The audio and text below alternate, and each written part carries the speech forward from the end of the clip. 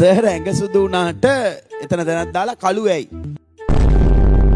මං කියන්නේ මේකට උත්තරේ.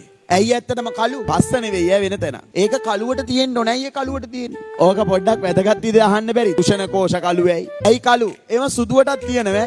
පොඩ්ඩක් ඔය බලන්නේව හරියට බලන්න මේ ඔයගොල්ලෝ බලද්දි. ඇත්තටම කළු ඇයි? සාමාන්‍යයෙන් කළු ඒවට අපි කියනවා කෘෂ්ණ වස්තු කියලා. කළු එකක් අවුවේ තිබ්බම තාපය අවශෝෂණය කරගන්න එක විකිරණ අවශෝෂණය කර ගැනීම වැඩි. ඒතකොට කළු එකක් අවුවේ තිනකොට කළු වෙනවා වැඩි. ඔයාලා අවුවේ යන්නකෝ අවුව තියෙන වෙලාවේ ඔයාලගේ ඔළුව තමයි වැඩිපුර රත් වෙන්නේ. හැබැයි කළු එකක් හෙවණට ගියාම වේගෙන් නිවෙනවා. කළු එකක් රත් වෙනවත් වේගෙ වැඩි. උෂ්ණත්වය අඩු වෙනවා. සිසිල් වෙන වේගෙත් වැඩි. T4 වෙනි බලෙන් ඕක වෙන්නේ.